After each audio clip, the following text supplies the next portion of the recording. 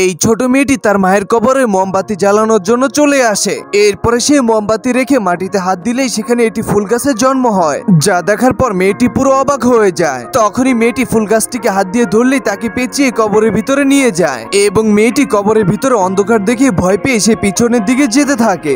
এর ফলে সেখানে একটি কঙ্কাল এসে লাইট ধরিয়ে দিয়ে পুরো আলোকিত করে ফেলে আর কঙ্কালটি নিচ থেকে ফুলটাকে হাতে তুলে নেয়। এরপরে ফুলটাকে কানে গেঁথে মেয়েটাকে হাত দিয়ে ধরে তাকে একটি টেবিলের উপরে বসিয়ে দেয়। তখনই কঙ্কালটি অনেকগুলো ফল কেটে মেয়েটার সামনে দেয় খাওয়ার জন্য, কিন্তু মেয়েটি ভয় পেয়ে সেখান থেকে পালিয়ে যাওয়ার চেষ্টা করে। কিন্তু কঙ্কালটি তার সামনে এসে হাতের ভিতরে একটি প্লেট ধরিয়ে দেয় আর সেই প্লেটের ভিতরে অনেকগুলো খাবার দেয় খাওয়ার জন্য। দুর্ভাগ্যবশত সেখানে থাকা সবগুলো খাবারই নিচে পড়ে যায়। এরপরও কঙ্কালটি মেয়েটাকে খুশি করার জন্য অনেক চেষ্টা করতে থাকে। অন্যদিকে কঙ্কালটি নিজেও জানে না যে তাকে দেখে বাচ্চা মেয়েটি অনেক ভয় পেয়েছে।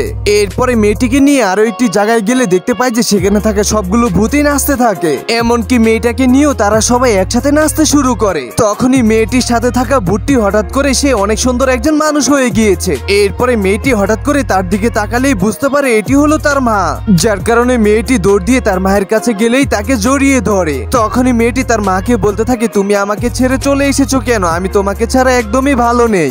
এটা বলেই মেয়েটি সেখানে কান্না করে দেয়। এরপরে মেয়েটির মা তার চোখের পানি মুছে দিয়ে বলতে থাকে যে আমি সবসময় তোমার সাথে আছি, তুমি কোনো চিন্তা করো না।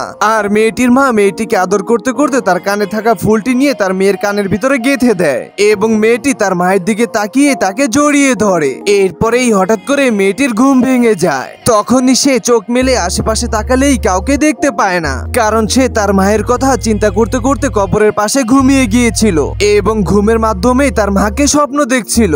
আর স্বপ্নের ভিতরে থাকা সেই ফুলটি মেয়েটা কানের ভিতরে হাত দিলেই পেয়ে যায়। এমনকি সে তার মায়ের সাথে স্বপ্নের মাধ্যমে কথা বলে অনেক খুশি হয়ে যায়। এরপরে মেয়েটি খুশি হয়ে ফুলটাকে কানের ভিতরে গেঁথে সেখান থেকে নাচতে নাচতে বাড়ির দিকে চলে যায়। তো বন্ধুরা, আপনারা সব থেকে বেশি কাকে ভালোবাসেন, মাকে নাকি বাবাকে, তা কমেন্ট করে জানিয়ে দিন।